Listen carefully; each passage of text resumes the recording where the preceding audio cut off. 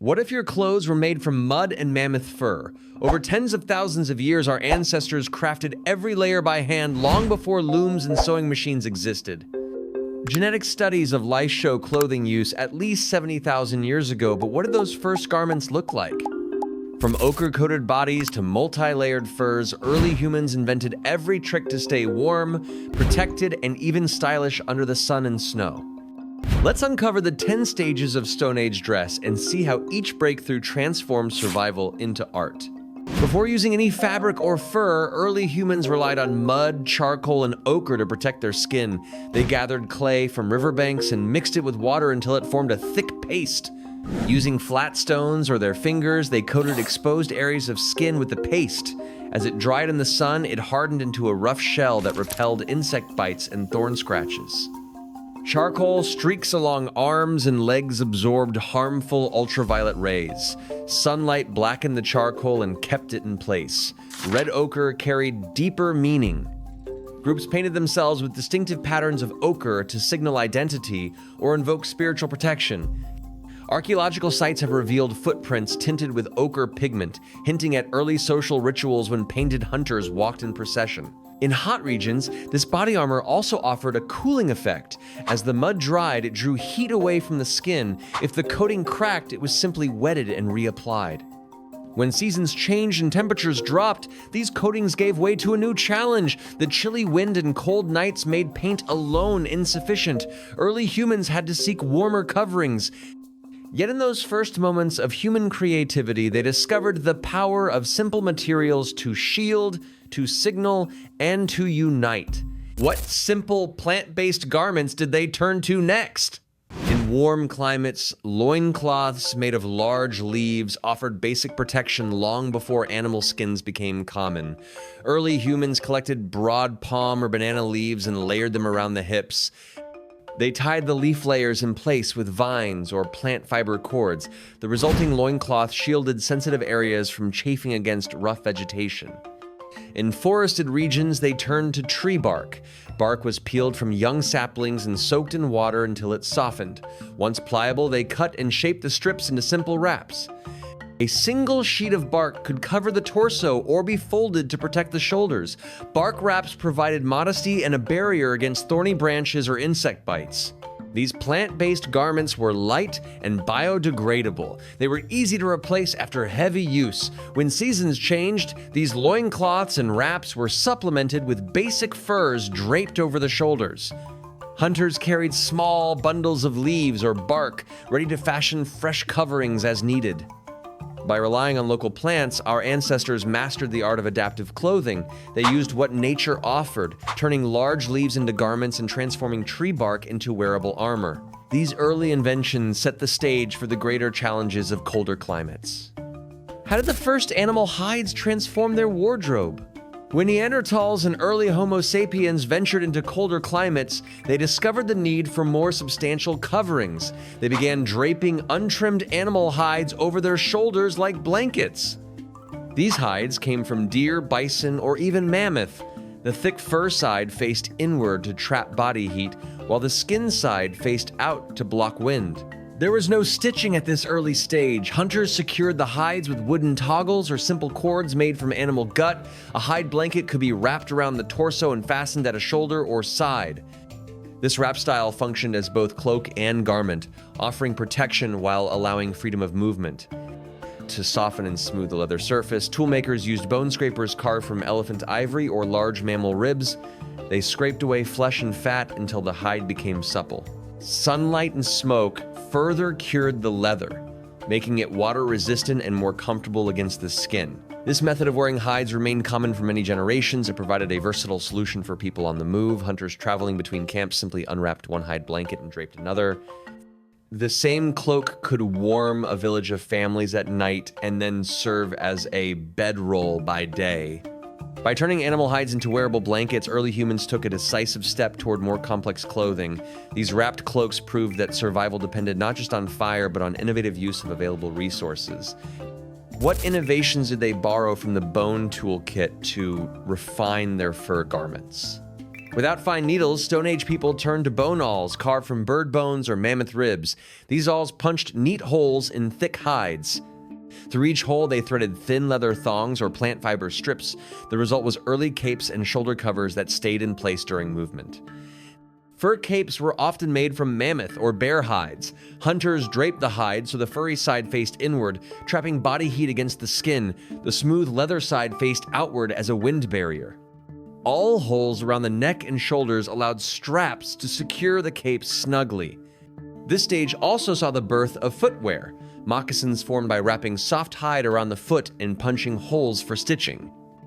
Through these holes, they laced leather thongs, creating simple but effective shoes that protected soles from rough ground.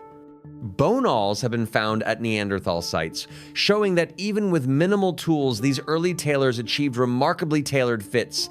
Each punch and stitch required skill and patience.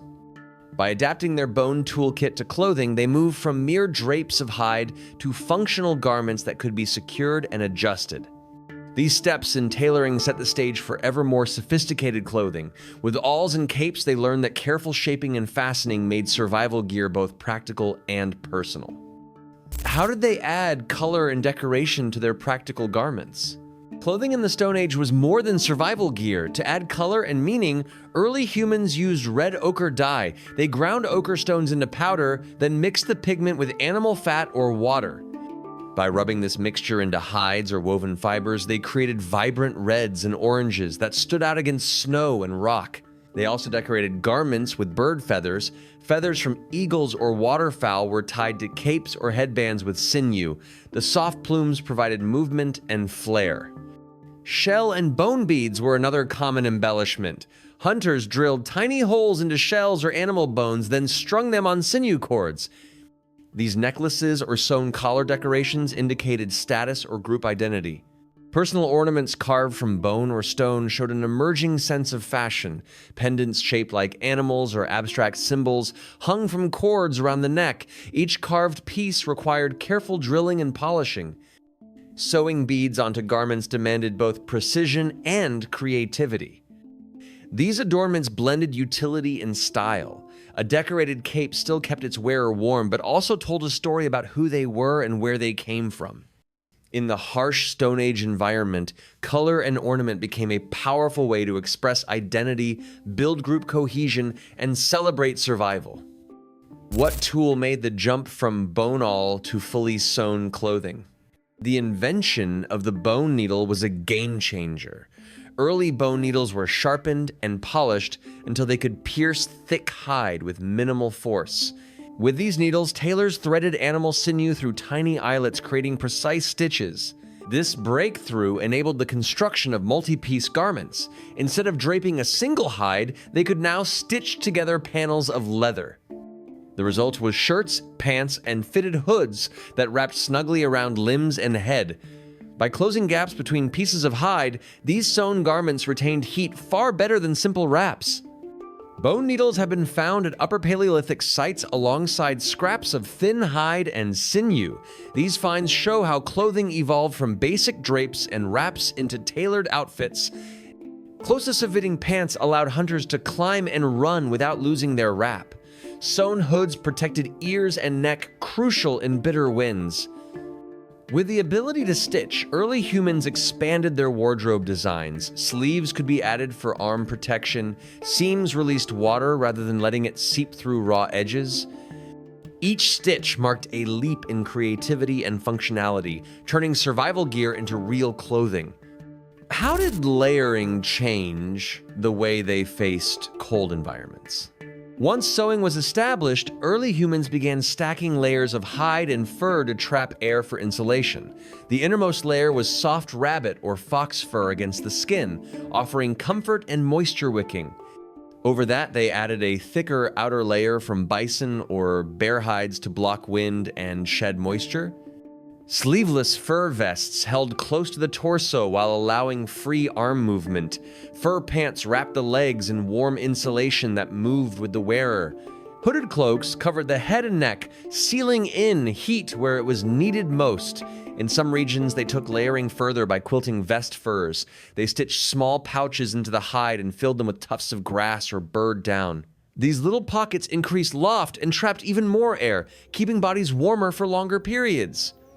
This multi-layer approach works on the same principle as modern cold weather gear. By combining soft inner layers with sturdy outer shells, they created clothing that managed both insulation and weather protection. The quilted panels resembled today's insulated parkas, even if the materials were entirely natural. Early humans understood that layering allowed them to adapt to changing conditions. If the sun warmed the day, they shed a layer. If the wind picked up, they added another. In this way, they balanced mobility with warmth, ensuring that each garment served both comfort and survival. What specialized footwear helped them trek through snow and ice? Protecting the feet was essential for mobility in Ice Age conditions. Simple leather foot wraps provided a quick barrier for short trips. Hunters wrapped strips of hide around their bare feet and tied them with leather cords to shield against sharp rocks or cold ground. For deeper snow, they advanced their design to fur-lined boots. They crafted boots by stitching hides to fit the foot and lining them with thick fur. Soles of compressed or layered hide offered better traction on slippery surfaces. The fur lining kept feet warm and dry, preventing frostbite in frigid conditions. Early snowshoes solved the problem of sinking into deep drifts. They bent wooden frames into an oval shape and wove rawhide or plant fibers across the frame to create a web. These snowshoes spread the wearer's weight across a larger surface area, keeping boots on top of the snow rather than sinking in. Archaeologists have found fragments of wooden frames with wear marks consistent with snowshoe use. Radiocarbon dating places these finds at least 15,000 years ago. With snowshoes, hunters could chase prey across frozen plains and reach distant camps long after first snowfall. Together, these footwear innovations turned a deadly environment into one they could navigate. Foot wraps for quick errands, lined boots for cold expeditions, and snowshoes for deep drifts ensured that Ice Age humans could hunt, gather, and move in almost any terrain. How did textiles finally enter the Stone Age wardrobe? By 70,000 years ago, people began harvesting wild flax for its strong fibers. At Grotta del Cavallo in Italy, archaeologists discovered twisted linen threads made from flax stems. These threads showed that early humans had learned to separate, spin, and smooth plant fibers. Simple braiding frames or rudimentary looms allowed them to weave these linen threads into coarse fabric. The resulting cloth was flexible and breathable, rivaling leather in comfort for certain applications. Lighter garments made from flax fabric were ideal for warmer seasons or served as base layers under heavier fur coats. Natural dyes from berries, roots, and tree bark added color to early textiles. Workers crushed berries to release pigment, then soaked the woven cloth until it absorbed the hues. Red, yellow, and brown fabrics appear in residues from pigment testing. Colorful clothing could signal group identity or social status. Textiles opened new possibilities. Light shawls protected against sun, linen skirts and tunics provided more breathability than hides. As weaving skills improved, communities developed larger looms and more intricate patterns. This textile revolution paved the way for the Neolithic era, when weaving became central to daily life. Early fabrics foreshadowed a major shift in human history. By turning plant fibers into textile, they created garments that were lighter, more versatile, and adaptable to different climates. This innovation laid the foundation for the complex clothing traditions that would follow. What was the crowning achievement of Stone Age tailoring? The Stone Age wardrobe stretched from simple mud coatings and leaf loincloths all the way to multi-layered stitched garments woven on rudimentary looms. Every step in clothing design grew from a need to survive and a drive to innovate. Bone awls punched the first holes through thick hides. Bone needles sewed those pieces into fitted shirts and hoods. Early snowshoes carried hunters across deep drifts. Wild flax threads wove into the first fabrics that breathed and flowed. When the cold bit hardest, furs were draped high and layers stacked thick. In warmer seasons, linen fabrics offered comfort and airflow against the skin. Decoration with red ochre patterns, bright feathers, and carved shell beads reveal the desire not only to stay alive, but also to express identity and group belonging. Stone Age people practiced the very essence of fashion under the widest range of conditions, turning survival gear into skilled craft and personal style. We owe our modern clothing traditions to these early pioneers. Today, we still use layered base, insulating, and shell garments to face cold weather. We rely on stitching techniques perfected with bone and sinew. We choose colors and patterns that trace back tens of thousands of years. Our very act of dressing each morning carries echoes of ancestors who first shaped hides, spun fibers, and dyed fabrics to meet the challenges of their world. Imagine one final scene. Dawn breaks over a rocky ridge as a small band stands ready for the day. They wear stitched cloaks and woven leggings that steam in the crisp air. Each stitch tells a story of creativity. Each layer embodies a triumph over nature's harshest tests. In their garments, we see the roots of every coat, every boot, every piece of art we hang on our own bodies today. By tracing each stage of Stone Age clothing, from simple coatings to complex sewn outfits, we see a lineage of ingenuity woven into every fiber. Cavemen and early humans were not merely draped in skins. They were tailors, dyers, and designers driven by survival and shaped by the desire to look and feel their best in a world of constant challenge.